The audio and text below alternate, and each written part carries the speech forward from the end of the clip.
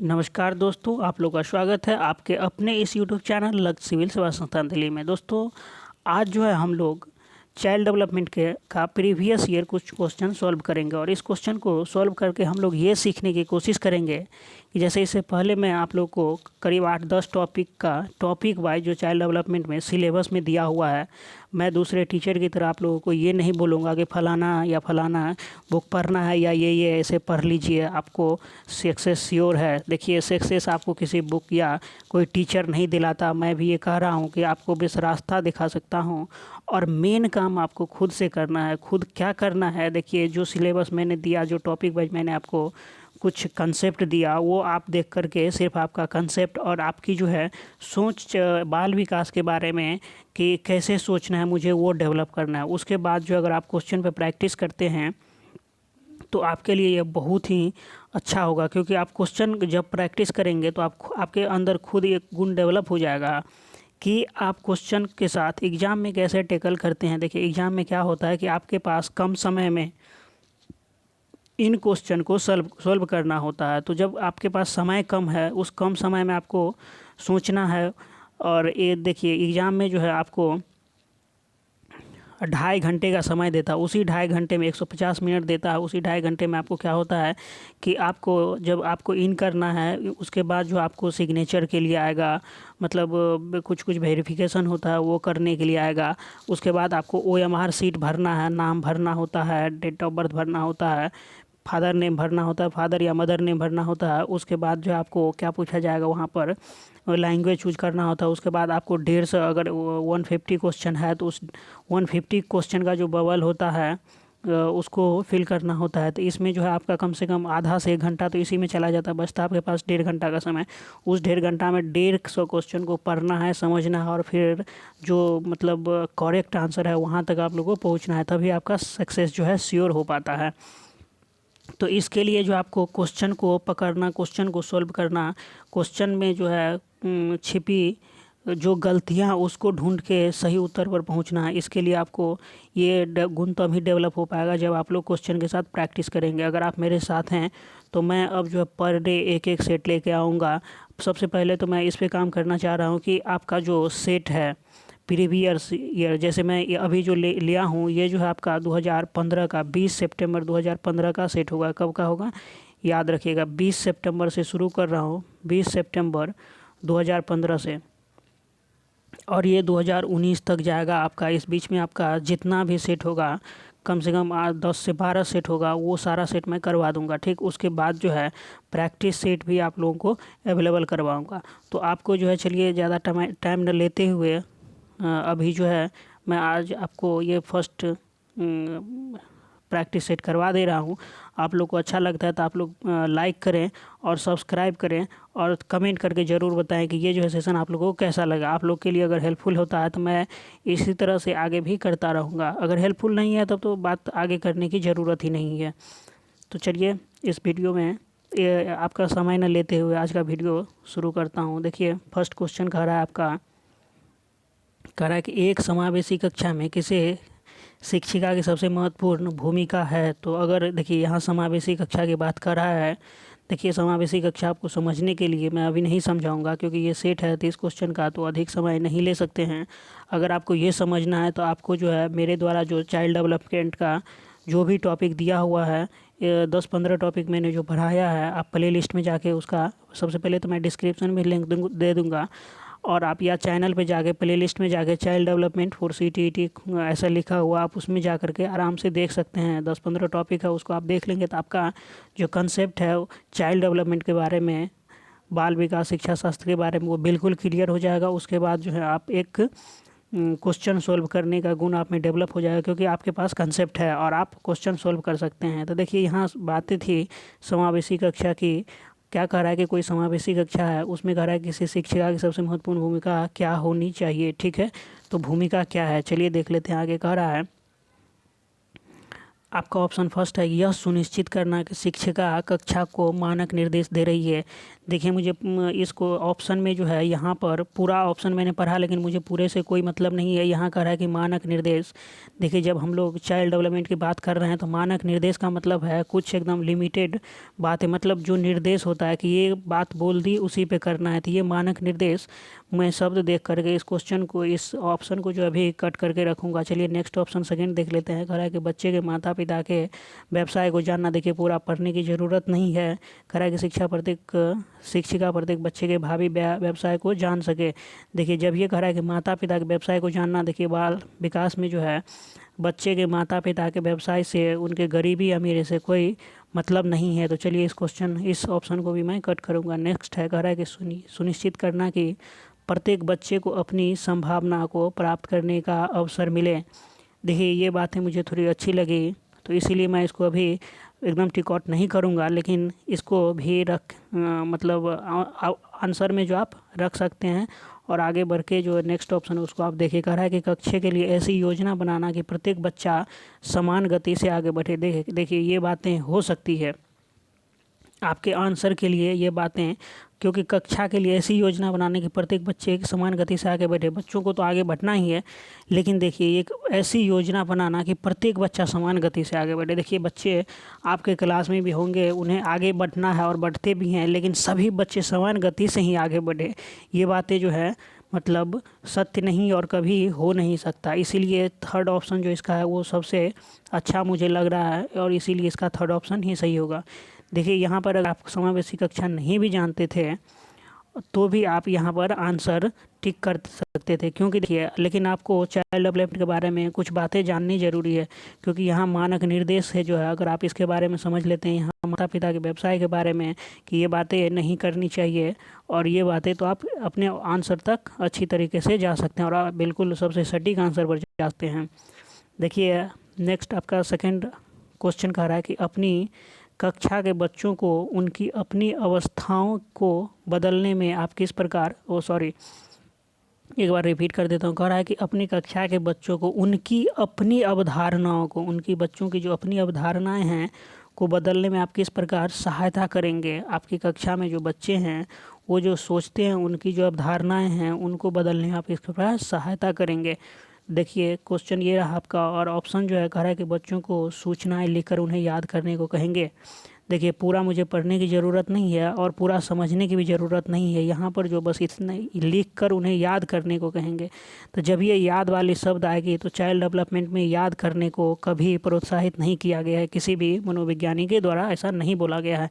तो आपका first option तो तभी ही गलत हो जाता है। चलिए नेक्स्ट देख लेते हैं। कह रहा है कि यदि बच्चों की अवधारणाएं गलत हो तो उन्हें दंड देकर, यहाँ बस दंड की बात आ गई तो ये भी गलत हो जाएगा, क्योंकि चाइल्ड डेवलपमेंट, बाल विकास और शिक्षा शास्त्र में दंड की बात नहीं होनी चाहिए। तथ्यात्मक जानकारी देकर, देखिए तथ्यात्मक जानकारी जो है वो होना चाहिए, लेकिन सिर्फ तथ्यात्मक जानकारी कारगर नहीं होता है या अधिक समय तक टिकने वाली नहीं होती है। अगर आप किसी भी तथ्य की जानकारी देते हैं तो उसे एक कहानी के माध्यम से, एक स्टोरी बना करके आप मतलब किसी बड़े आदमी को भी समझाते हैं तो उनको अच्छी तरीके से समझ में आता है। तो यहाँ तो हम लोग बच्चे के बारे में बताने जा रहे हैं, तो बच्चों को अगर किसी कहानी से जोड़कर किसी बातों को अगर समझाएंगे, किसी तथ्य को समझाएंगे तो उसे अच्छी तरीके से समझ में आएगा। इसीलिए जो है तथ्यात्मक जानकारी को भी उतना उचित नहीं माना जाएगा। चलिए नेक्स्ट देख लेते हैं। नेक्स्ट कह रहा है कि अवधारणाओं के बारे में बच्चों को अपनी समझ को व्यक्त करने का अवसर देकर। देखिए यहाँ पर कह रहा है कि अगर उनकी जो अवधारणाएं हैं,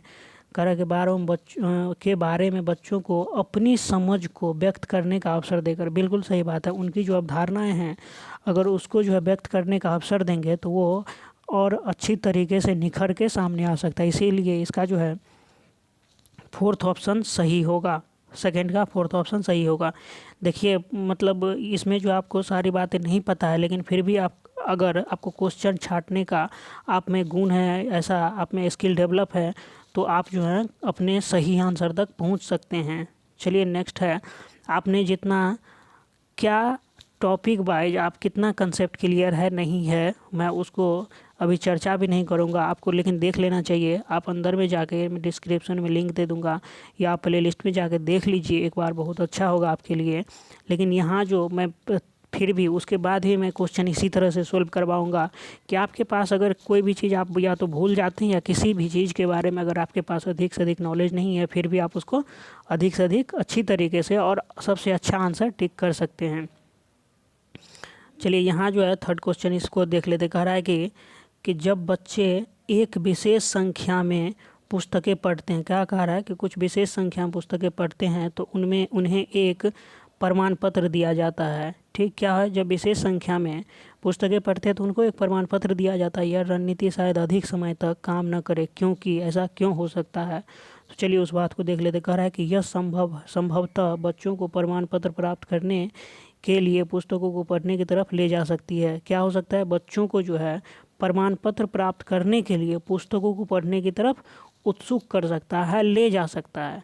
चलिए ये जो ऑप्शन थोड़ा सही लग रहा है, लेकिन अभी मैं 100% इस पर श्योर नहीं हूँ। चलिए आगे भी देख लेते हैं। कह रहा है कि यहाँ जो है रटने वाली बात नहीं है, क्योंकि मैं या आपको कुछ रटा दूँ तो ये आप एग्ज़ाम तक जाके भूल सकते हैं बिल्कुल, और कोई भी भूल जाएगा। लेकिन यहाँ पर जो है अगर आप फैक्ट को छांटे, फैक्ट को पकड़े, तो आप जो है अपने सही और सबसे उत्तम आंसर पर पहुंच सकते हैं। आपको अपने उत्तम आंसर पर ही पहुंचना है, तो ही आप अपने एग्ज़ाम में या किसी भी एग्ज़ाम में सफल हो सकते हैं। चलिए सेकंड ऑप्शन है। कह रहा है कि पुस्तकालय में बहुत अधिक पुस्तकें खरीदने की आवश्यकता होगी। देखिए ये बातें सत्य नहीं है कि बहुत अधिक पुस्तकें खरीदने के अगर स्कूल है, वहाँ बच्चे को आप पढ़ा रहे हैं तो आपको जो बच्चों की आवश्यकताएं हैं उसको पूरा करना है। तो ये बातें उतना सत्य नहीं है, तो इसलिए मैं इस ऑप्शन को भी गलत कहूँगा। चलिए नेक्स्ट ऑप्शन देख लेते। कह रहा है कि जब अधिक संख्या में बच्चे पढ़ना शुरू कर देंगे तो बड़ी मात्रा में प्रमाण पत्र देने होंगे। अब आपको बड़ी संख्या में प्रमाण पत्र देना हो या छोटी संख्या में, ये बात उतना मायने नहीं रखता है। लेकिन नेक्स्ट चलिए देख लेते हैं। नेक्स्ट कह रहा है कि पुस्तकों को पढ़ना बच्चों को उनके गृह कार्य को पूरा करने में बाधा डाल सकता है।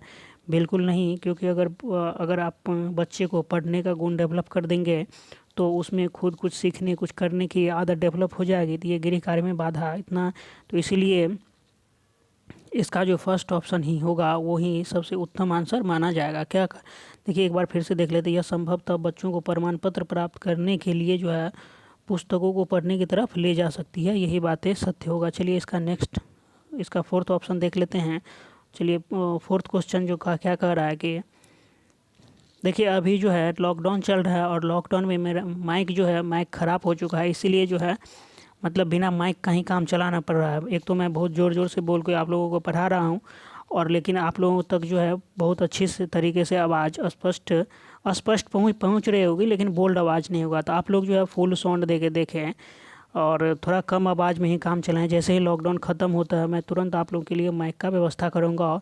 और ये जो समस्याएं हैं आप लोगों के द्वारा जो कमेंट आता है कि सर मतलब आवाज़ जो है थोड़ा लो है, तो वो धीरे धीरे मैं यहाँ और मैं कोई बहुत बड़ा गायक भी नहीं हूँ या छोटा भी गायक नहीं हूँ कि मैं आपको बहुत अच्छी और सुरीली आवाज़ में गा के सुनाऊँ। आपको तो अपने क्वेश्चन और आंसर से मतलब है, लेकिन चलिए मैं उस बात का भी ख्याल रखूँगा कि आप लोग को इस साउंड प्रॉब्लम जो हो रही है वो भी ना हो। लेकिन लॉकडाउन जो है पहले उसको हटने दीजिए। अभी जो है कोविड-19 का जो प्रकोप है इतना ख़राब है, तो इसमें इसी तरह से किसी तरह से काम चलाइए। थोड़ा समस्या तो होगी, उसके लिए जो है मैं माफ़ी भी चाहूँगा आप लोगों से।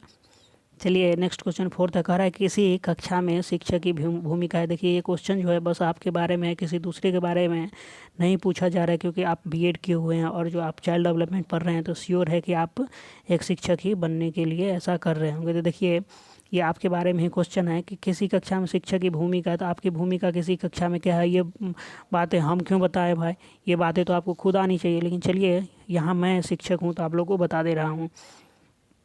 कह रहा है कि समय सारणी का कठोरता से पालन करना और पाठ्यक्रम से बंधे रहना। देखिए यहाँ जब ये कठोरता से पालन की बात आ जाती है और पाठ्यक्रम से बंधे रहना, तो बाल विकास में ऐसी बातें कहीं नहीं की जाती है। तो फर्स्ट ऑप्शन तो वैसे ही इसी तरह से गलत हो गया। चलिए सेकेंड ऑप्शन देख लेते हैं।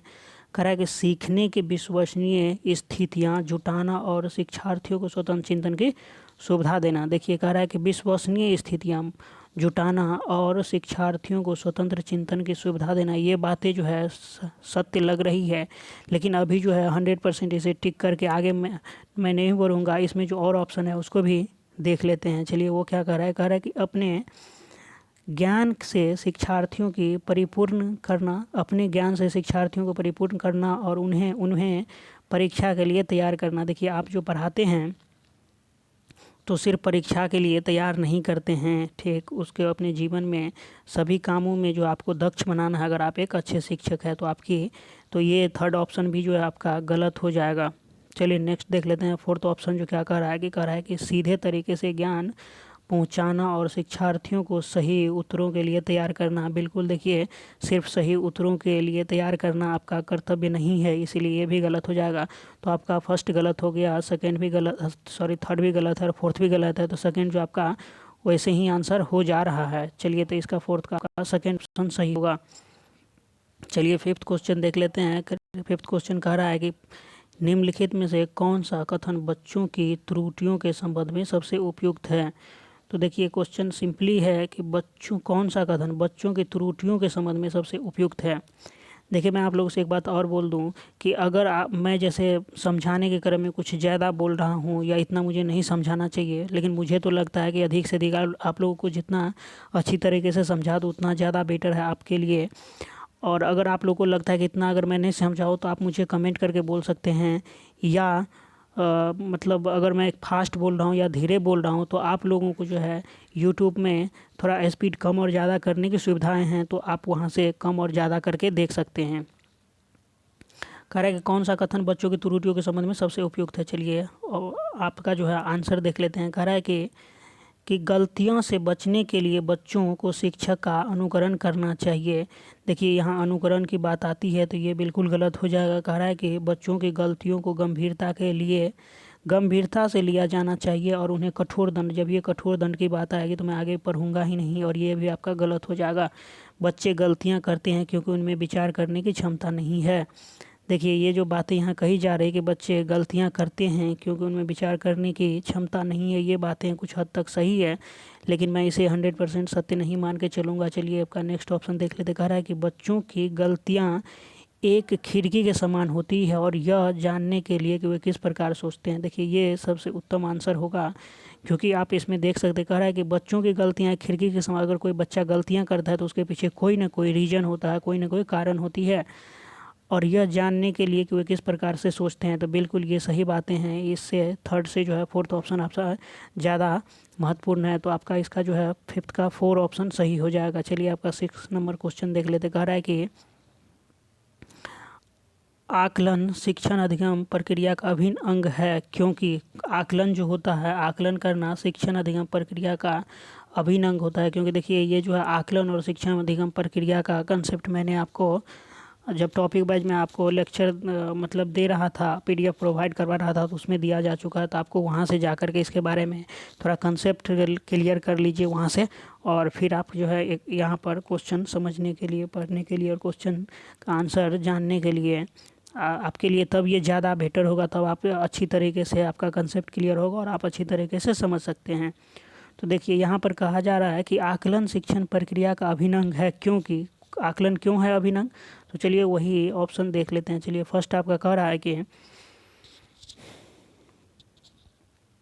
आकलन से अध्यापक बच्चों के अधिगम को समझता है और उसके अपने शिक्षण की परिपुष्टि भी करता है। बिल्कुल सही बात है, ये सही है। क्योंकि देखिए, जब आकलन करते हैं, बिल्कुल आप लोग भी जब अपने लाइफ में कोई गलतियां करते हैं या कुछ अच्छा करते हैं, लेकिन उसमें जब आकलन नहीं करेंगे तो आपको पता ही नहीं चलेगा कहाँ गलतियाँ हुई, कहाँ अच्छा हुई। तो आकलन क्या कर रहा है कि आकलन से अध्यापक बच्चों के अधिगम को समझता है, उन्होंने क्या सीखा, क्या नहीं सीखा, उसे और क्या सिखाना चाहिए ये भी समझता है, और उसके अपने शिक्षण की परिपुष्टि भी होती है। चलिए ये बातें सही है, लेकिन मैं यहाँ नहीं रुकूंगा, इससे आगे भी जाऊंगा। देख लेते हैं सेकेंड ऑप्शन। आकलन ही एकमात्र तरीका है जो आश्वस्त करता है कि शिक्षकों ने पढ़ाया और बच्चों ने सीख लिया। ये बिल्कुल गलत है। सिर्फ आकलन ही ऐसी बातें नहीं है कि जो आपने पढ़ा दिया और बच्चों ने सीख लिया। चलिए नेक्स्ट देख लेते हैं। कह रहे कि आज के समय में केवल अंक ही शिक्षा में महत्वपूर्ण है। ये बिल्कुल महत्वपूर्ण नहीं है, तो आपका थर्ड ऑप्शन भी गलत हो जाएगा। फोर्थ ऑप्शन है, कह रहा है कि बच्चों को अंक दिए जाने चाहिए ताकि वो समझ सके कि अपने सहपाठियों की तुलना में कहाँ पर हैं। बिल्कुल ये बातें भी गलत होगी। बच्चों ने कुछ सीखा ही नहीं और मैं उन्हें, या आप एक शिक्षक है तो अंक दे देंगे, इससे जो है बातें अच्छी नहीं कही जा सकती थी। यही बातें इसका जो फर्स्ट 6 का फर्स्ट ऑप्शन सही है और यही सबसे उत्तम आंसर होगा। तो आपको जो है अगर सक्सेस होना है तो आपके अपने उत्तम आंसर तक पहुंचना है। चलिए नेक्स्ट देख लेते हैं 7 नंबर जो क्वेश्चन है। आपका ये जो क्वेश्चन है कह रहा है कि पाठचर्या ऐसी है जो पाठ्य पुस्तक के ज्ञान को पुनः प्राप्त करने के स्थान पर बच्चों को अपनी आवाज़ें पाने, कार्य करने के लिए अपनी जिज्ञासा का पोषण करने, प्रश्न पूछने और जांच पड़ताल करने तथा अपने अनुभवों को बांटने तथा विद्यालय के ज्ञान के साथ जोड़ने में सक्षम बनाएं। बिल्कुल ये बातें हैं। कह रहा है कि नेक्स्ट कि राष्ट्रीय पाठचर्या की रूपरेखा 2005 जो है 2005 में जो राष्ट्रीय पाठचर्या बनी है पृष्ठ संख्या 13, इस पृष्ठभूमि में एक शिक्षक की प्राथमिक भूमिका क्या होनी चाहिए। तो चलिए इसमें देख लेते हैं। आपका जो ऑप्शन है कह रहा है कि फर्स्ट बच्चों को उनकी अपनी समझ और अपने ज्ञान को साझा करने के पर्याप्त अवसर देना।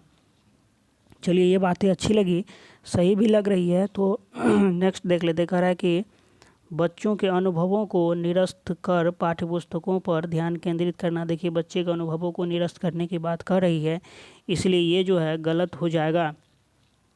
नेक्स्ट कह रहा है कि पाठ्यपुस्तक के अध्यायों को क्रमवार पूरा करना। पाठ्यपुस्तक के अध्यायों को क्रमवार पूरा करना। देखिए यहाँ क्रमवार पूरा करने के लिए कह रहा है, तो ये बातें कुछ हद तक अच्छी है। चलिए नेक्स्ट देख लेते हैं। कह रहा है कि यह सुनिश्चित करना कि शिक्षिका अच्छे प्रश्न पूछे और शिक्षार्थी अपनी उत्तर पुस्तिका में उत्तर लिखें। बिल्कुल ये बातें भी नहीं है। तो आपका जो ऑप्शन होगा ये फर्स्ट ऑप्शन सबसे अति उत्तम है। बच्चों को उनकी अपनी समझ और अपने ज्ञान को साझा करने के पर्याप्त अवसर देना। तो ये जो है 2005 में जो राष्ट्रीय पाठचर्या की रूपरेखा बनी और पृष्ठ 13 में जो है एक शिक्षक की प्राथमिक भूमिका क्यों होनी चाहिए, उसमें ये सबसे अच्छी तरीके से निखर के आता है। क्या हो, चलिए एक बार रिपीट कर देते हैं। बच्चों को अपनी समझ और अपने ज्ञान को साझा करने में पर्याप्त अवसर देना। चलिए नेक्स्ट क्वेश्चन देख लेते हैं। 8 नंबर का क्वेश्चन है। क्वेश्चन कह रहा है कि बच्चों को अपने अध्ययन में प्रयास करने हेतु प्रोत्साहित करने के लिए शिक्षकों को ... की आवश्यकता होती है। तो चलिए देख लेते हैं क्या चीज़ की आवश्यकता होती है। बच्चे को नियंत्रण में रखने की आवश्यकता होती है।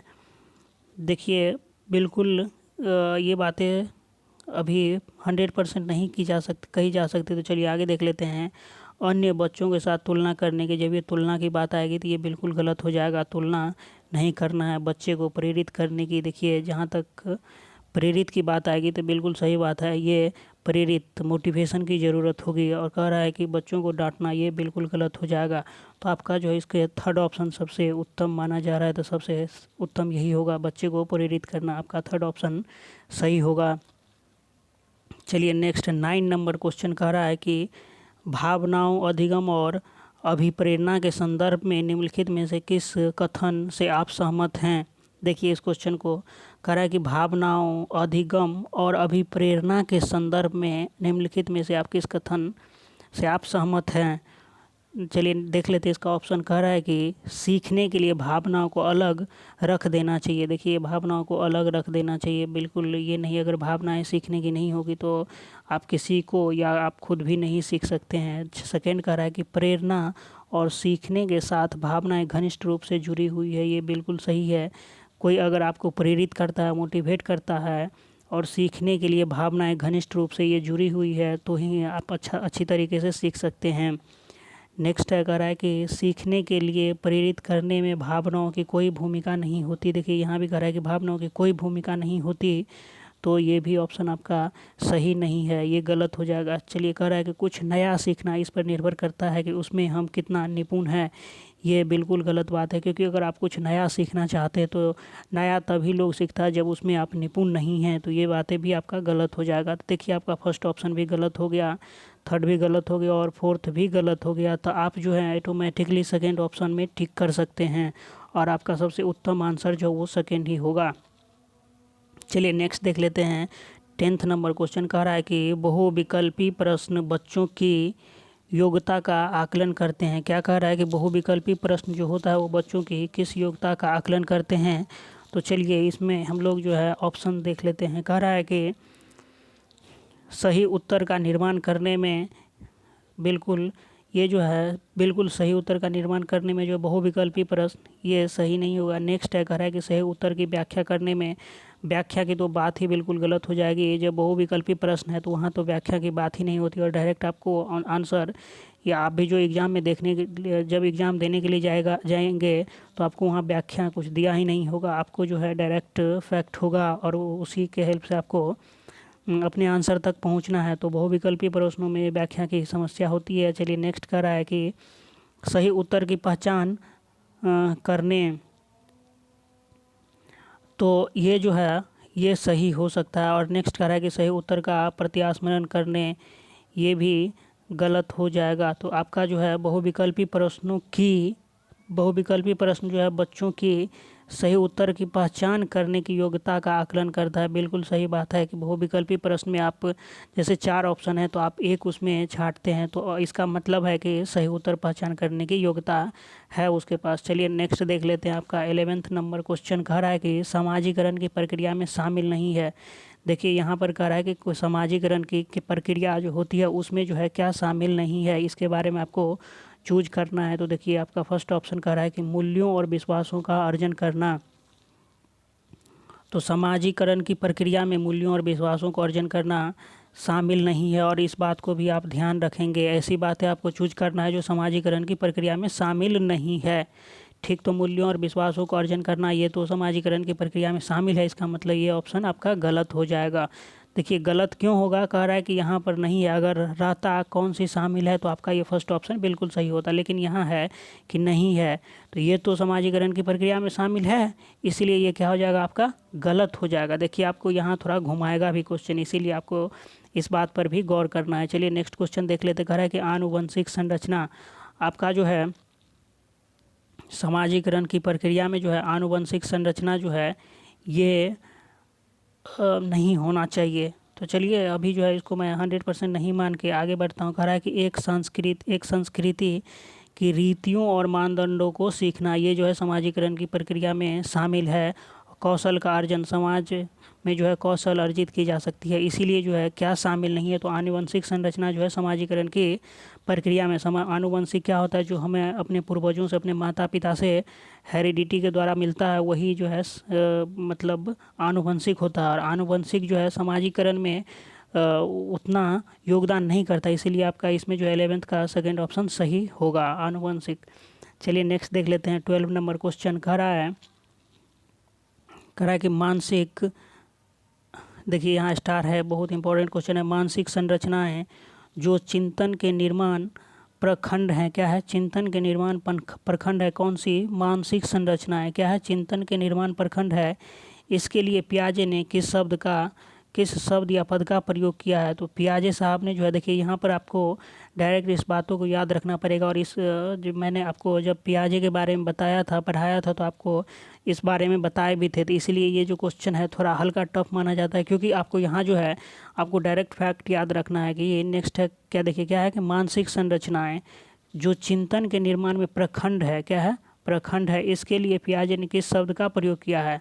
तो इस शब्द के लिए जो है पियाजे ने जो है एस्कीमा, अवस्थाएं शब्द का प्रयोग किया। कौन सी अवस्था, एस्कीमा शब्द का प्रयोग किया। याद रखिएगा, इसको भूलिएगा नहीं, और ये बार बार पूछा जाता है इस तरह के शब्दों को। देखिए नेक्स्ट ऑप्शन आपका जो है, नेक्स्ट क्वेश्चन कह रहा है कि 13 नंबर क्वेश्चन कि वाइगोत्स्की के अनुसार बच्चे स्वयं से क्यों बोलते हैं। कह रहा है कि वाइगोत्स्की साहब जो बोल रहे हैं, बताए हैं कि बच्चे जो है स्वयं से क्यों बोलते हैं। तो चलिए देख लेते हैं बच्चे स्वयं से क्यों बोलते हैं। कह रहा है कि बच्चे अपने प्रति वयस्कों का ध्यान आकर्षित करने के लिए बोलते हैं। देखिए ये बातें जो है उतना सत्य नहीं है। चलिए लेकिन अभी इसको 100% मैं गलत मान के या सत्य मान के भी नहीं चलूँगा। बच्चे स्वभाव से बहुत बातूनी होते हैं, ये भी उतनी सत्य नहीं है, ज़रूरी नहीं है कि वो बातूनी ही होगा। नेक्स्ट कह रहा है 13 का जो है नेक्स्ट है, कह रहा है कि थर्ड ऑप्शन बच्चे हम केंद्रित होते हैं, ये भी उतना सत्य नहीं है। चलिए 13 का फोर्थ ऑप्शन बच्चे अपने कार्य को दिशा देने के लिए बोलते हैं। बिल्कुल आप देखते हुएगा बच्चों को जब किसी भी चीज़ की ज़रूरत होती है, किसी भी चीज़ की आवश्यकता होती है, तो वो स्वयं से बोलने मतलब तभी तो उसको इतना डेवलप नहीं होता है उसके पास बुद्धि कि वो किसी अन्य से लोगों से बातें करे, तो वो जो है स्वयं से बोलने लगता है, कुछ बातें करने लगता है। तो ये जो है बच्चे अपने कार्य को दिशा देने के लिए ऐसा करते हैं। चलिए नेक्स्ट देख लेते हैं। 14 नंबर क्वेश्चन जो है आपका क्या कह रहा है कि 14 नंबर क्वेश्चन कह रहा है कि अधिगम अशक्तता वाले, देखिए अधिगम अशक्तता के बारे में कहा जा रहा है। तो अधिगम अशक्तता भी मैंने आपको जब टॉपिक पढ़ाया था तो वहाँ बता दिए थे, तो इसलिए आपको वो अगर देखना है तो सबसे पहले आपको डिस्क्रिप्शन में जो लिंक दिया हो वहाँ से आप देख सकते हैं, या प्ले लिस्ट में जाकर देख सकते हैं। टॉपिक वाइज वहाँ पर आपको हर एक कंसेप्ट बताया गया है। नेक्स्ट देखिए 14 नंबर कह रहा है कि अधिगम अशक्तता वाले बच्चों के बारे में। ठीक है, अधिगम अशक्तता वाले बच्चों को एक समान दिखाई देने वाले अक्षरों और वर्णों में भ्रम होता है। क्या है? अधिगम अशक्तता वाले बच्चा मतलब उसे क्या है, कुछ समझने बूझने कुछ लिखने में डिफ़िकल्टी है। तो चलिए ये ऑप्शन आपका सही हो सकता है, लेकिन अभी इसे मैं 100% नहीं करूँगा, आगे भी देख लेता हूँ क्या क्या ऑप्शन है। कह रहा है कि बच्चे अपने दृश्य शब्दों साइट वर्ड्स को आसानी से पहचानने और समझते हैं। देखिए जब अगर वो आसानी से किसी भी चीज़ को समझ और पहचान सकते हैं तो वो अधिगम अशक्तता से पीड़ित था ही नहीं। तो आपका ये जो है सेकंड ऑप्शन वैसे ही गलत हो जाएगा। नेक्स्ट है थर्ड, बच्चों का मानसिक विकास मंद होता है। अधिगम अशक्तता वाले बच्चे जो हैं उनका मानसिक विकास कुछ मंद हो सकता है, लेकिन इसे भी 100% अभी सही नहीं मानूंगा। नेक्स्ट है बच्चे निम्न बुद्धि लब्धि वाले होते हैं, ये भी ज़रूरी नहीं है। अधिगम अशक्तता क्या है, उसमें डिफेक्ट है, बच्चों में अशक्तता मतलब क्या है, उसमें कुछ डिफेक्ट है।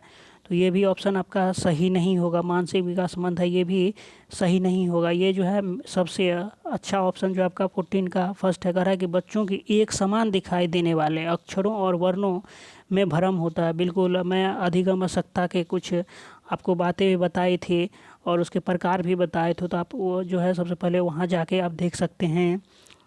चलिए नेक्स्ट कह रहा है कि ये 15 नंबर सृजनात्मकता क्या है। कहा जा रहा है कि सृजनात्मकता के बारे में है कि वो सृजनात्मकता जो है क्या है। तो चलिए देख लेते हैं आपका ऑप्शन क्या कह रहा है कि ऑप्शन है फर्स्ट, कह रहा है कि बुद्धि एक प्रकार जो उन कौशलों से संबंधित है जो संचित किए गए ज्ञान और अनुभव पर निर्भर होते हैं। ठीक, तो 15 का आपका ये फर्स्ट ऑप्शन है।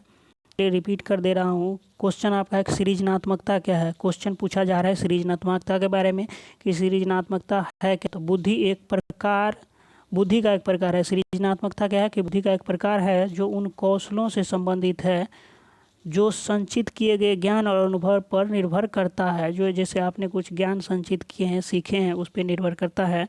तो ये सृजनात्मकता बिल्कुल उस पर डिपेंड नहीं करता है। सृजनात्मकता जो है ये उस पर डिपेंड नहीं करता है। देखिए नेक्स्ट करा है सेकंड ऑप्शन कि बुद्धि का एक प्रकार है। क्या करा है कि बुद्धि का एक प्रकार है सृजनात्मकता जो संसाधन की गति को शामिल करते हुए सूचना प्रक्रमण कौशलों पर अत्यधिक निर्भर करता है। ये बातें भी नहीं, सत्य नहीं, क्योंकि सूचना प्रक्रमण कौशलों पर ये अत्यधिक निर्भर नहीं करता है।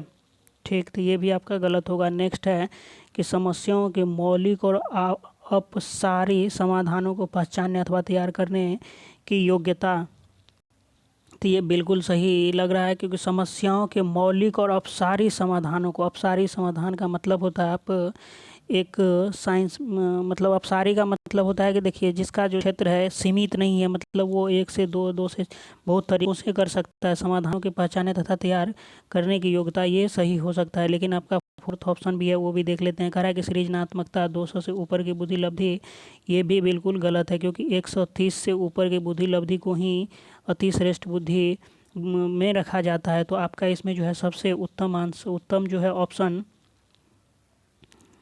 ये थर्ड ही लगा। समस्याओं के मौलिक और अपसारी समाधानों के, बिल्कुल अपसारी समाधानों को पहचानने अथवा तैयार करने की योग्यताएं ही जो है सृजनात्मकता कही जाती है। चलिए आपका 16 नंबर क्वेश्चन देख लेते हैं। 16 नंबर क्वेश्चन क्या कह रहा है, कह रहा है कि भारत में बहुत से बच्चे विशेषकर लड़कियां विद्यालय में आने से पहले और विद्यालय से वापस जाने के बाद घर का काम करते हैं। आपके विचार से इस संदर्भ में एक शिक्षिका को गृह कार्य के बारे में क्या करना चाहिए। चलिए क्वेश्चन आपका ये है और इससे जो है हम लोग ऑप्शन पढ़ते हैं और इसी से क्वेश्चन का ऑप्शन छांटने की कोशिश करते हैं। कह रहा है कि शिक्षिका को ऐसा गृह कार्य देना चाहिए जो विद्यालय में कराए गए अधिगम को बच्चों के घरेलू जीवन से जोड़ता हो।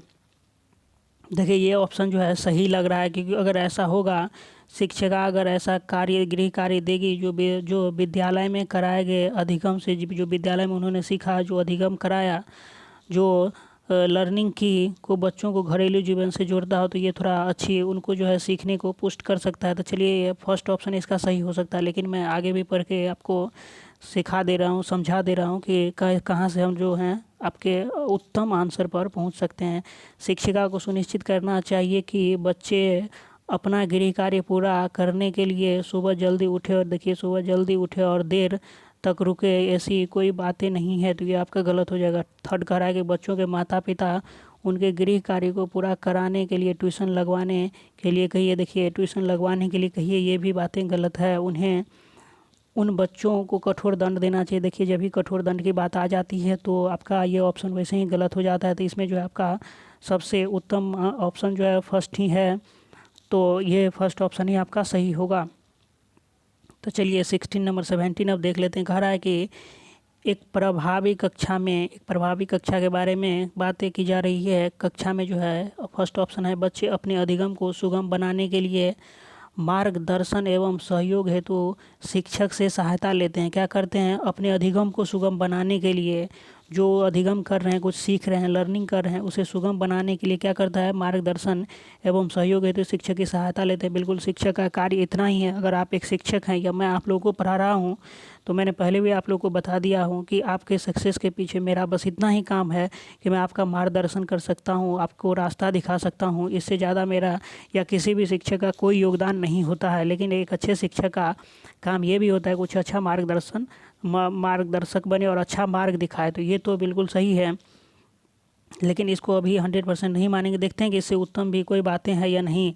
कह रहा है कि बच्चे हमेशा उत्सुक और तैयार रहते हैं क्योंकि शिक्षक उनकी प्रत्यास्मरण योग्यता का आकलन करने के लिए जो है नियमित रूप से परीक्षा लेते हैं।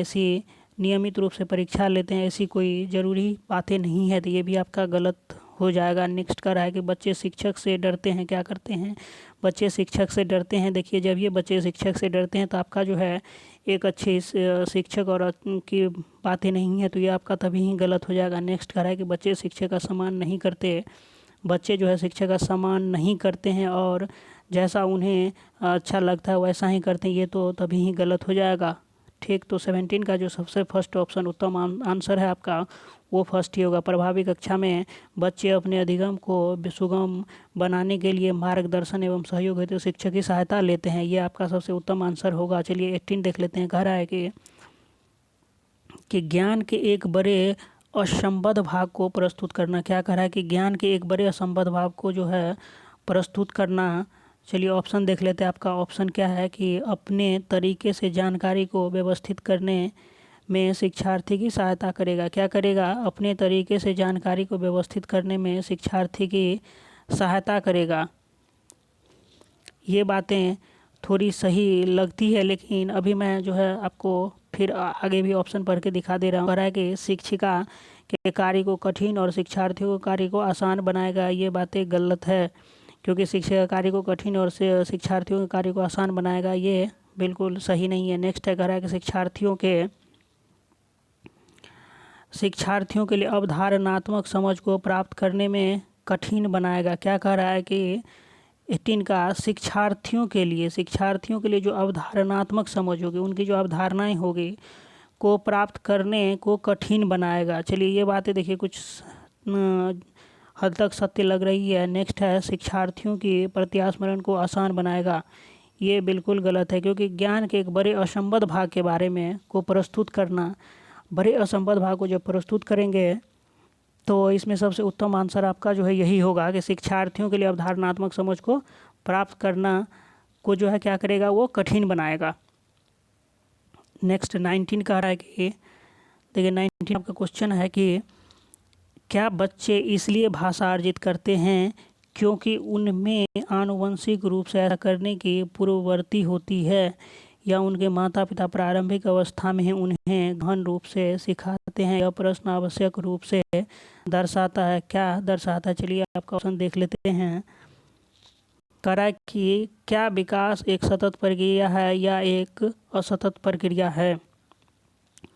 तो विकास जो है एक सतत प्रक्रिया है, तो ये बातें आपकी उतनी सत्य नहीं है। चलिए नेक्स्ट ऑप्शन देखते हैं आपका 19 का। भाषा के विकास पर संज्ञान का प्रभाव, भाषा के जो विकास पर जो है संज्ञान का प्रभाव, देखिए ये बातें भी उतनी सही नहीं लग रही है। चलिए मैं आगे देखता हूँ। कह रहा है कि प्रकृति और पोषण पर बस, बिल्कुल ये बातें सत्य लग रही है। लेकिन मैं आगे भी ऑप्शन आपका देख लेता हूँ। क्या कह रहा है कि बहुकारक योग्यता के रूप में विकास पर चर्चा, बहुकारक योग्यता के रूप में जो है विकास पर चर्चा,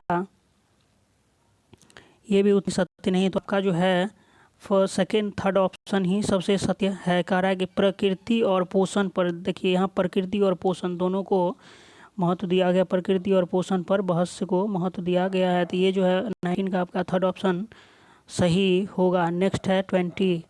कह रहा है कि अमूर्त वैज्ञानिक चिंतन के लिए क्षमता का विकास निम्नलिखित अवस्थाओं में से किसकी एक विशेषता है? क्या पूछा जा रहा है? क्वेश्चन को रिपीट करके देख लीजिए।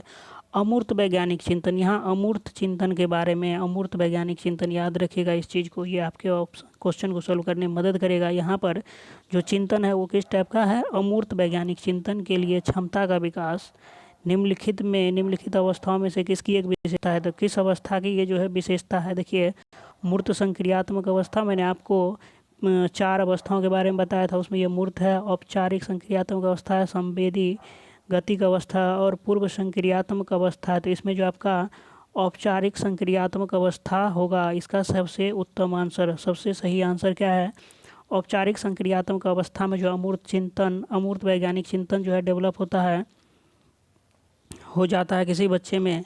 औपचारिक संक्रियात्मक अवस्था याद रखिएगा, इसको भूलिएगा नहीं। इसी टाइप का क्वेश्चन में आपको फंसाने की, क्योंकि जहाँ पर बिल्कुल फैक्ट पूछेगा, जहाँ आप जो है ऑप्शन से को छांट करके अपने उत्तर पर नहीं पहुंच सकते हैं, ऐसे क्वेश्चन में जो है आपको फंसाया जा सकता है। वहाँ पर आपको क्या होगा? कुछ फैक्ट याद करना पड़ेगा। तो इसीलिए जो है इस क्वेश्चन का ऑप्शन सेकेंड है, और आपको जो है इस पर मेहनत करने की ज़रूरत है, इसको बार बार पढ़ने की ज़रूरत है, और आपको बार बार पढ़ने से ही ये याद रहेगा। नेक्स्ट है, कह रहा है कि एक बच्चा तर्क प्रस्तुत करता है। क्या करता है कि एक बच्चा तर्क प्रस्तुत करता है, आप यह मेरे लिए करें और मैं यह आपके लिए करूंगा, ठीक है। यह बच्चा जो है कोलवर की नैतिक तर्कना के किस अवस्था के अंतर्गत आएगा? जब बच्चा में देखिए किस टाइप का गुण जो डेवलप हो गया है कि वो इतना समझ सकता है कि आप जो है ये काम मेरे लिए कर दे और मैं ये आपके लिए कर दूंगा, तब बच्चा कोलवर के अनुसार किस अवस्था में है? इसके लिए आपको जो है, जो टॉपिक मैंने कोलवर के बारे में बताया उसमें डिटेल है, तो इसके बारे में ज़्यादा नहीं समझाएंगे। अच्छा लड़का और अच्छी लड़की अभिमुखीकरण के बारे में जो है देखिए, इसका जो है एक ऑप्शन जो है एग्ज़ाम में जब आपको आया था उस समय इसका आंसर जो है 1 दिया था। तो आप लोग को जो है जो एग्ज़ाम में दिया वही ये भी इसका सही हो सकता है, सहायक उद्देश्य अभिमुखीकरण। लेकिन एग्ज़ाम में आपको इसका ये ऑप्शन सही दिया था, इसलिए जो है ये इसमें आप क्योंकि जब आप क्वेश्चन पढ़ेंगे तो आपको लगेगा कि ये ऑप्शन भी सही है, लेकिन आपको चलना है CTET के अनुसार, तो आप इसका फर्स्ट ऑप्शन ही सही मारेंगे। देखिए 22 कह रहा है कि प्रगतिवादी शिक्षा, क्या है? प्रगतिवादी शिक्षा के बारे में पूछ रहा है कि शिक्षा कैसा है? प्रगतिवादी है। ऑप्शन देख लेते हैं। अनुबंधन और पुनर्बलन के सिद्धांत पर आधारित है। नेक्स्ट है कि पाठ्य पुस्तकों पर आधारित है, क्योंकि वे देखिए पाठ्य पुस्तकों पर बिल्कुल आधारित वाली जहाँ बात होगी तो वो वैसे गलत हो जाएगा। 22 का चलिए जो है थर्ड ऑप्शन देख लेते हैं। तो 22 का आपका थर्ड ऑप्शन है कि इस मत पर विश्वास करती है कि शिक्षक को अपने उपागमों में दृढ़ रहना और वर्तमान समय में बिना दंड का प्रयोग किए बच्चों को पढ़ाया नहीं जा सकता। क्या है इसका जो है 22 का, ये भी बिल्कुल देखिए ये गलत है, क्योंकि कोई जो शिक्षक है अपने उपागम में दृढ़ रहना, मतलब उनकी जो अवधारणाएं हैं उपागम है उस पर वो दृढ़ हैं कि वर्तमान समय में बिना दंड दिए, जहाँ दंड देने की बात आएगी तो वो तो वैसे ही गलत हो जाएगा। इसका जो है फोर्थ ऑप्शन है कि समस्या समाधान और आलोचनात्मक चिंतन पर अधिक बल देती है। बिल्कुल क्या कह रहा है कि समस्या समाधान जो है आलोचनात्मक चिंतन पर अधिक बल देती है। तो ये जो है इसका फोर्थ ऑप्शन 10-2 का जो है फोर्थ ऑप्शन आपका सबसे सही ऑप्शन होगा।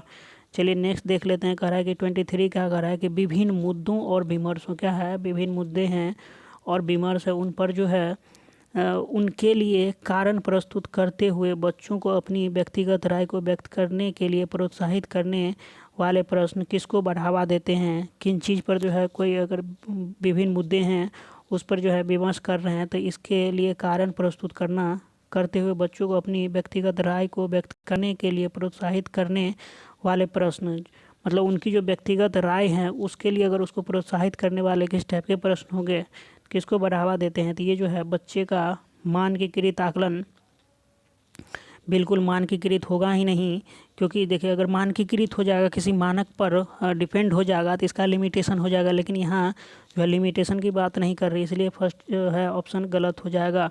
देखिए 23 का सेकंड ऑप्शन कह रहा है कि विश्लेषणात्मक और आलोचनात्मक चिंतन, बिल्कुल सही बातें हैं, क्योंकि जब आप किसी भी मुद्दों पर जो है विश्लेषण करेंगे और उसके बारे में अधिक से अधिक सोचेंगे तो ही उसके बारे में विमर्श कर सकते हैं। तो ये ऑप्शन आपका सही हो सकता है। अभी सारी चिंतन ये भी ऑप्शन नहीं होगा और जानकारी का पुनः स्मरण ये भी नहीं होगा। तो इसमें जो आपका सबसे उत्तम आंसर जो है ये सेकेंड ही आपका सबसे विश्लेषणात्मक, बिल्कुल विश्लेषणात्मक होगा और आलोचनात्मक होगा। नेक्स्ट है 24 कह रहा है कि निम्नलिखित में से कौन सा कथन विकास और अधिगम के बीच संबंध को सर्वश्रेष्ठ रूप से जोड़ता है। देखिए याद रखिएगा इसको कि निम्नलिखित में से पूछा जा रहा है कि कौन सा कथन जो है विकास और अधिगम, क्या है, विकास और अधिगम के संबंध को सर्वश्रेष्ठ रूप से जोड़ता है। तो विकास, और चलिए देख लेते हैं आपका ऑप्शन जो है कह रहा है कि विकास अधिगम से स्वतंत्र है। बिल्कुल ये गलत है, स्वतंत्र नहीं है।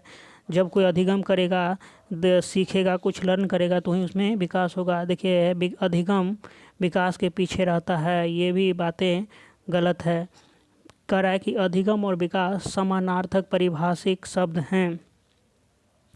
24 चलिए 4 देख लेते हैं। अधिगम और विकास एक जटिल तरीके से अंतर संबंधित है। ये सब मैंने स्पष्ट रूप से आपको, जब मैं आपको जो है टॉपिक वाइज जब बता रहा था, पढ़ाया था, उसमें जो है ये बातें मैं स्पष्ट वहाँ बोला था। अधिगम और विकास जो है एक जटिल प्रक्रिया और एक दूसरे से जटिल तरीके से गुथे हुए होते हैं। तो आपका 24 का जो है फोर्थ ऑप्शन सही होगा। चलिए 25 देख लेते हैं।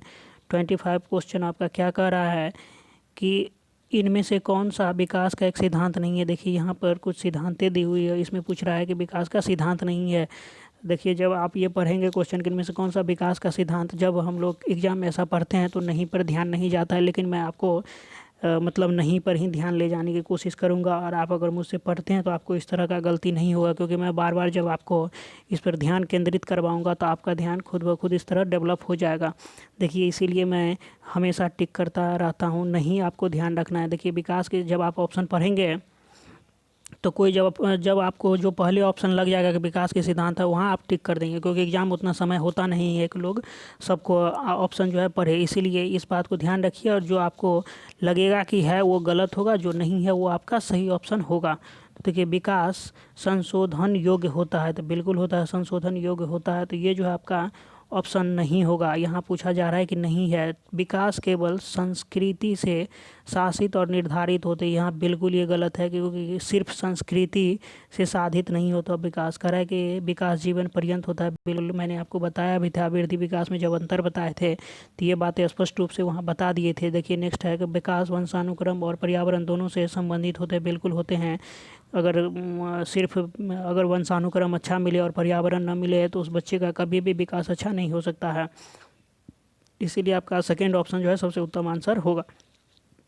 चलिए 26 देख लेते हैं। 26 कह रहा है कि बाल केंद्रित कक्षा की एक प्रमुख विशेषता है कि उसमें अगर कोई बाल केंद्रित कक्षा है तो उसकी क्या प्रमुख विशेषता है। चलिए इसका ऑप्शन देख लेते हैं। कह रहा है कि शिक्षक की भूमिका ज्ञान को सीखने के लिए उसे प्रस्तुत करना है, कि शिक्षार्थियों का मानक मानदंडों पर आकलन करना। देखिए मानक मानदंड की बात आ रही है तो ये गलत हो जाएगा, क्योंकि हम मानक मानदंड सिर्फ मानक मानदंड नहीं करेंगे। देखिए नेक्स्ट कह रहा है कि सेकेंड 26 का कह रहा है कि शिक्षक के मार्गदर्शन से शिक्षार्थियों को अपनी स्वयं की समझ का निर्माण करने के लिए उत्तरदायी बनाया जाता है।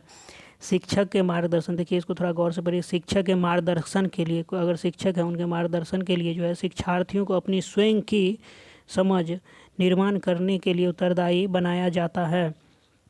देखिए ये बातें कुछ हद तक सही है। चलिए नेक्स्ट देख लेते हैं। शिक्षक के द्वारा बल प्रयोग, देखिए जहाँ बल प्रयोग की बात आ जाएगी वो ऑप्शन वैसे ही गलत हो जाएगा। तो चलिए आपका नेक्स्ट ऑप्शन फोर्थ बचता है, फोर्थ भी देख लेते हैं। शिक्षक बच्चों के लिए व्यवहार के समरूप तरीकों को निर्धारित करता है और जब वे उसका पालन करते हैं तो उन्हें उपयुक्त पुरस्कार देते हैं। देखिए सिर्फ ज़रूरी नहीं है कि वो पालन करेंगे तो उपयुक्त पुरस्कार दिया जाएगा।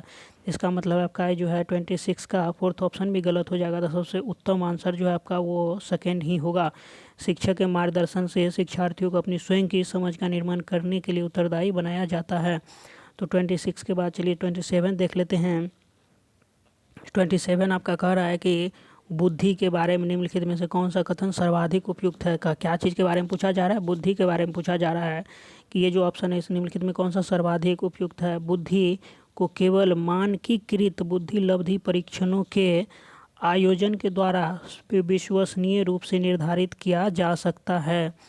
तो देखिए 27 का जो है आपका फर्स्ट ऑप्शन है।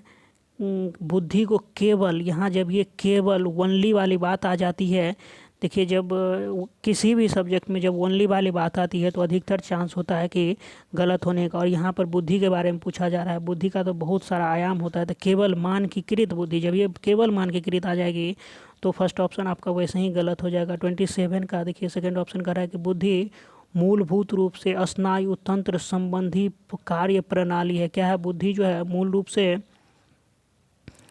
स्नायु तंत्र संबंधी कार्य प्रणाली है। उदाहरणार्थ प्रक्रम की गति, संवेदी विभेद आदि। ये भी बिल्कुल मूल रूप से ओनली जो है क्या कर रहा है, मूल रूप से स्नायु तंत्र संबंधी कार्य प्रणाली नहीं है। नेक्स्ट है बुद्धि विद्यालय में अच्छा प्रदर्शन करने की योग्यता है। जरूरी नहीं है कि सिर्फ बुद्धि है तो सिर्फ विद्यालय में अच्छा प्रदर्शन किया जा सकता है। तो ये भी आपका ऑप्शन गलत हो जाएगा। और आपका फोर्थ ऑप्शन है बुद्धि बहुआयामी है और उसमें कई पहलू निहित होते हैं। ये बिल्कुल सत्य है। बुद्धि का जो है बहुत सारा आयाम होता है, उसमें बहुत सारे पहलू निहित होते हैं। चलिए 28 देख लेते हैं। देखिए 28 जो है आपका 28 ऑप्शन 28 क्वेश्चन क्या कर रहा है? कह रहा है कि लिंग जेंडर पक्षपात की ओर संकेत करता है। जो लिंग जेंडर होता है, पक्षपात होता है, लिंग जेंडर पक्षपात किसकी ओर संकेत करता है? देखिए ये वीडियो थोड़ा लंबा हो जाएगा और ये लंबा इसलिए हो गया कि इसमें एक तो आपको अच्छा क्वेश्चन मिल रहा है और मैं अभी जो है इस मतलब चाइल्ड डेवलपमेंट जो है स्टार्ट ही किया हूँ, इसीलिए अधिक समझा रहा हूँ और आपको जो है ऑप्शन छांटने का गुण भी डेवलप कर रहा हूँ। तो ये आप लोगों को लंबा लग रहा है, लेकिन आपको नहीं। अगर आप एक अच्छे छात्र हैं और आप एक अच्छे शिक्षक बनना चाहते हैं तो आपको ये 10 मिनट ज़्यादा लगने से कोई लंबा नहीं हो जाता है। लेकिन आप ये देखें कि आपको इसमें कितना सारा फैक्ट मिल रहा है आपको क्वेश्चन के साथ। तो आंसर मतलब अगर कुछ पता नहीं है फिर भी आप इस लेक्चर से अगर आप अच्छे तरीके से पढ़ते हैं, सीखते हैं तो आप आंसर को पहचान सकते हैं, आंसर जो है फाइंड कर सकते हैं। तो इसीलिए आपको 5-10 मिनट थोड़ा लंबा हो गया तो लंबा ना समझे इसको और इसको जो है धैर्य से बिना स्किप किए हुए अच्छे से देखें। आपको खुद ब खुद जब आप 2-4 लेक्चर देखेंगे 10 को इस तरह से जो क्वेश्चन जो 10 प्रैक्टिस आप सेट बना लेंगे तो आपको खुद ऐसा लगने लगेगा कि नहीं आपके लिए कितना फ़ायदेमंद है।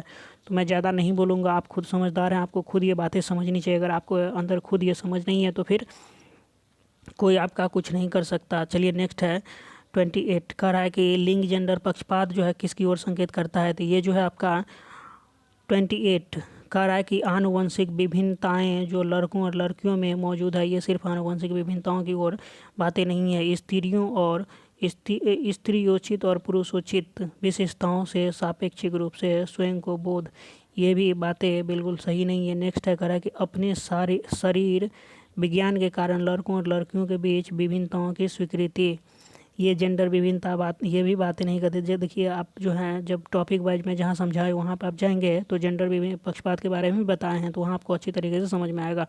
कह रहा है कि देखिए जेंडर विभिन्नता क्या बता रहा है कि संस्कृति अभिवृत्ति के कारण अपेक्षाओं पर आधारित लड़कों और लड़कियों से भिन्न व्यवहार करना, ये बिल्कुल सही है। जब जेंडर विभिन्नताएं क्या है, जब हम लड़का और लड़की में फ़र्क करते हैं, लड़का और लड़की को समान प्रकार से सुविधाएं नहीं देते, मतलब लड़कों और लड़कियों के से भिन्न व्यवहार, ये जो है जेंडर पक्षपात है, जेंडर विभिन्नताएं हैं, याद रखी गई है। और ये जो क्वेश्चन इस पर आधारित आपको एक न एक हर साल प्रत्येक ईयर देखने को मिल जाएगा।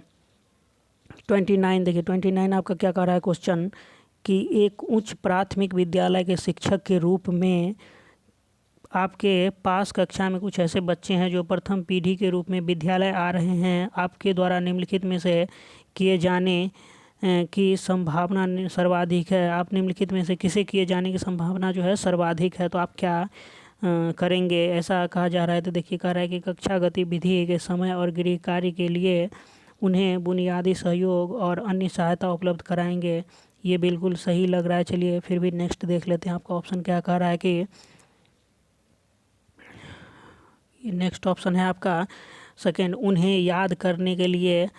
देखिए उत्तर को 5 बार देखिए, बिल्कुल जहाँ याद करने की बात आएगी वो खुद ब खुद गलत हो जाएगा। बच्चों को कहेंगे कि उनमें आगे बढ़ने की क्षमता नहीं है, हम उन्हें डिमोटिवेट कभी नहीं कर सकते, ये भी गलत हो जाएगा। माता पिता को बुलाएंगे और उनसे अपने बच्चों का ट्यूशन लगाने की नम्रतापूर्वक कहेंगे, देखिए ये भी गलत हो जाएगी। इसीलिए जो आपका इसका 29 का जो है फर्स्ट ऑप्शन ही सबसे अच्छा और सबसे सही है। कक्षा गतिविधि के समय और गृह कार्य के लिए उन्हें बुनियादी सहयोग और अन्य सहायता उपलब्ध कराएंगे, ये आपका सबसे उत्तम आंसर है और सही है। चलिए नेक्स्ट देख लेते हैं। 30 आपका जो है क्या कह रहा है कि समान आयु के बच्चों में भी आकृति, योग्यता, स्वभाव, रुचि, प्रवृत्ति और अन्य बातों में बहुत अंतर होता है। इस संदर्भ में विद्यालय की क्या भूमिका है, विद्यालय की भूमिका के बारे में पूछा जा रहा है। चलिए क्वेश्चन रिपीट कर दे रहा, कह रहा है कि समान आयु के बच्चों में भी आकृति, योग्यता, स्वभाव,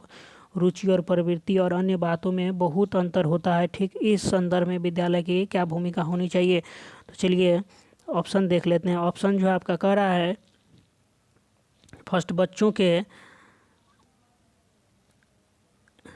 के आकलन के लिए नियामक मानक स्थापित करना। नियामक मानक स्थापित करने की बातें कर रहा है, ये गलत हो जाएगा।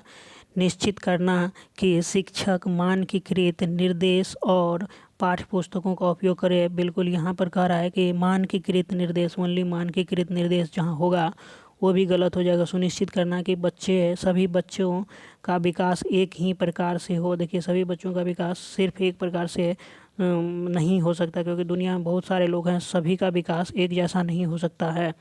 नेक्स्ट है 4th, कह रहा है कि सुनिश्चित करना कि प्रत्येक बच्चे को अपनी क्षमताओं के अनुसार विकास के अवसर मिले। ये बिल्कुल सही बातें हैं, क्योंकि जिनकी जैसी क्षमताएं हैं उनको उस तरह से, अगर कोई बहुत तेज़ है और कोई थोड़ा मंद बुद्धि का है तो उसको उस तेज़ बच्चों से लेना देना नहीं है। लेकिन अगर कोई मंद बुद्धि का तो उसका जो उसको ऐसे अवसर मिलना कि वो अपने विकास कर सके और उसका मतलब स्किल डेवलप हो सके। तो ये सबसे उचित आंसर है और सबसे सही लग रहा है। और यही आप अगर एग्ज़ाम में मार के आते हैं, देखिए यहाँ 3 ऑप्शन अगर आप छांटना चाहें तो आपको खुद ब खुद, अगर आप क्वेश्चन को गौर से पढ़ेंगे तो आपको गलत छांटने का एक ना एक ऐसा नुस्खा मिल जाएगा जिससे आप ऑप्शन को गलत छांट सकते हैं। लेकिन जो आपको सबसे उत्तम और सही होगा उसमें आपको कुछ ऐसी त्रुटियाँ नहीं दिखेगी। तो यहाँ पर आपका इस तरह से जो 4th ऑप्शन सही है। चलिए वीडियो को इतनी यहाँ पर ही रोकते हैं। उसका नेक्स्ट पार्ट है कल मैं आपके लिए लाऊंगा। और आप लोगों से रिक्वेस्ट है कि आप इस वीडियो को अधिक से अधिक शेयर करें।